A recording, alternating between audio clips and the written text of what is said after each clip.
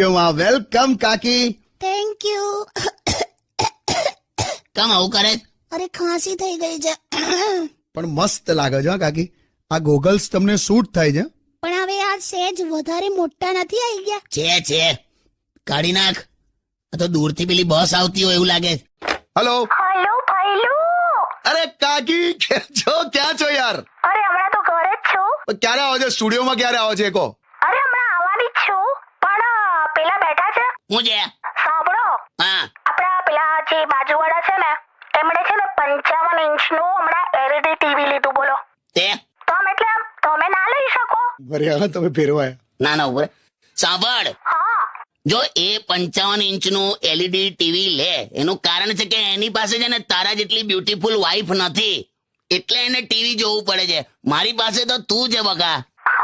હું શું કામ ટીવી જોઉં? તને ના જોયા કરું? સાચે? વાવ. ક્યારે આવે છે હમણાં? બસ આ નીકળું જ છું. હા મૂકી દે. આ શાક પરથી યાદ આવ્યું મને, અમારી સોસાયટીમાં પેલી જ્યોત્સનાબેન દૂધી લેવા ગયેલી બજારમાં, તો 4 દિવસ થઈ ગયા પાછી જ નહીં. બોલ, પોલીસ કમ્પ્લેન થઈ, ઘરે બધા કેટલા ચિંતામાં હતા. તો એમાં શું ચિંતા કરવાની, પોલીસ કમ્પ્લેન કરવાની? બીજું કઈક શાક ના બનાવાય? દૂધીની જગ્યાએ ભીંડા બનાવવાના. એમાં કેવું છે, પેલા ફ્રાય કરવાના. અલી એ શાકનો મુદ્દો ચાલે છે, પેલી ખોવાઈ ગઈ એની વાત ચાલે છે. હાઇબ્રિડ તરબૂચ જેવી છે. હાવ વગાડ સોંગ વગાડ. કાકી તમને ખબર છે કોઈ પણ ભીડમાં છોકરાનો આમ ધક્કો વાગી જાય ને જો કોઈ છોકરીને, તો તરત જ યાર બીજું બધું તો ઠીક, એ લોકો ભૈયા કહી દે છે આપણને. ભૈયા ક્યાં કરતે હો કે. હા, અને છોકરાઓને જો જીવ લઈ લો તમે એનો તોય દીદી ના બોલે. આને કમિટમેન્ટ કહેવાય. જાવ ને હવે, જાવ ને, જાવ. હા ગરમ પાણીનું તપેલું મૂકેલું ગેસ પર, તો બુડબુડ કરીને પાણી ઉકળ્યું, તો આ મને રસોડામાંથી કેવી ધમકી આલે ખબર કે આ ઉકળે છે, હવે નાવા બેસો છો કે પછી ચાની ભૂક્કી નાખો અંદર? બોલ. આ તો પાણી મૂકીને અડધો કલાક પેપર વાંચ્યા કરો છો તમે, તો શું કરવાનું? હાલી આવે, ચાલ જઈએ હવે. આમે મારે પેલા જયંતિભાઈ ના ઘરે જવાનું છે ને.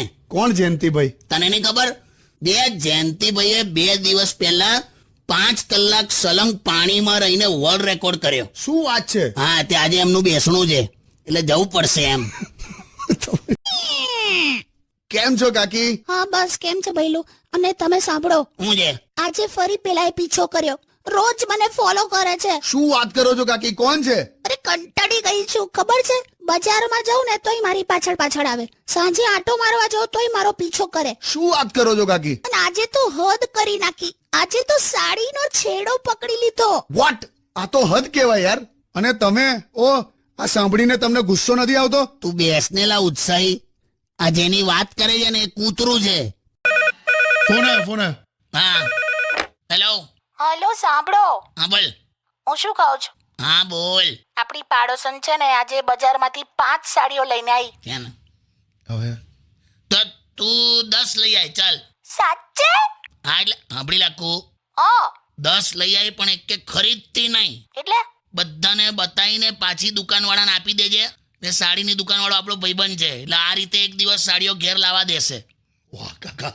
એટલે બહુ કઈ વાંધો નહીં આવે. એટલે તારું કામ થઈ જાય ને મારું કામ થઈ જાય. સારું એવું કરીશ. સાંભળો, પણ હું શું કહું છું, હા એક સાડી તો લેવા દો. મને વાંધો નહીં, પણ પછી તું 10 કલાકે ઘેર આવીશ. શું 10 કલાકે? તારી ટેવ છે.